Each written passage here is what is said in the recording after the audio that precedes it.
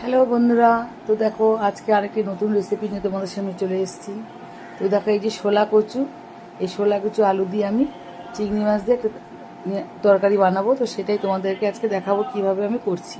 তো শোলা কচুগুলো একটু সেদ্ধ করে নিয়েছি জলে, নুন হলুদ দিয়ে একটু ভাপিয়ে নিয়েছি। তো তারপরে দেখো কড়াইতে তেল দিয়েছি, আর তেল দিয়ে এর মধ্যে একটু দারচিনি আর সাদা জিরে, এটা একটু ভাজার যেই গন্ধটা বেরোবে তখন এর মধ্যে পেঁয়াজ দেবো। পেঁয়াজ দিয়ে লাল লাল করে ভেজে নিচ্ছি। দেখো লাল লাল করে ভেজে নেওয়া হবে। এবার লাল লাল লাল করে পেঁয়াজটা একটু ভাজা ভাজা, জাস্ট একটু ব্রাউন কালার হবে। তো তারপরে দেখো এই আলুগুলো দিয়ে দিচ্ছি।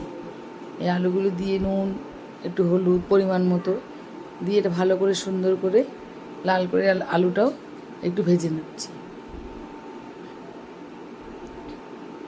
তারপর দেখো যে সেদ্ধ করে কচুটা রেখেছি সেটা এর মধ্যে দিয়ে দিলাম।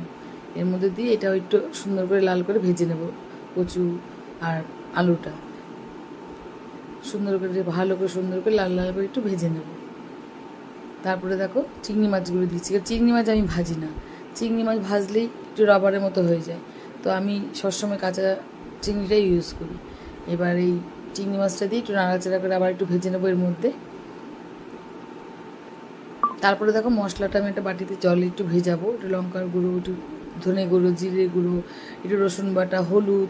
তো আমি সবসময় মশলা জলে ভিজিয়ে ইউজ করি, কারণ তেলের মধ্যে মশলা দিলে সেই মশলা কালো হয়ে যায়, পুড়ে যায়, তিতকুটে একটা ভাব চলে আসে। সবসময় ভিজিয়ে মশলাটা দিলে সেটা সুন্দর হয়, কালারটাও সুন্দর হয়, মশলাটাও সুন্দরভাবে কষানো হয়, কোনো তিতকুটে ভাব বা পুড়ে যাওয়ার কোনো ভয় থাকে না। তেলের মধ্যে মশলা কাঁচা ইউজ করলেই সেই মশলাটা পুড়ে যাবেই, মানে পুড়ে যায় এবং তিতকুটে ভাব হয় ওইটা।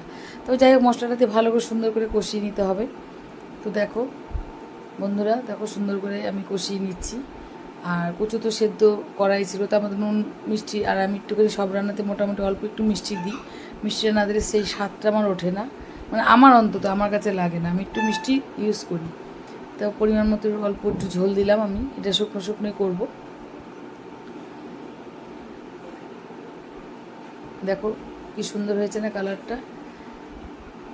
তারপরে একটু গরম মশলা দিচ্ছি, শাহি গরম মশলা।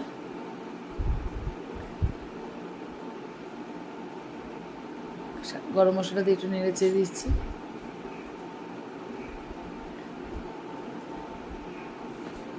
আর নামানোর আগে অবশ্যই একটু ঘি দিতে হবে, তাহলে সেন্টটা খুব সুন্দর হয়। ঘিটা দিয়ে নাড়াচাড়া দিয়ে, ঘিটা দিয়ে একটু নেড়ে চেড়ে মোটামুটি আমার রান্না শেষের দিকে, মানে শেষ। এটা রান্নাটা দেখো তোমরা কেমন হয়েছে। এই কচু আলু আর চিংড়ি শোলা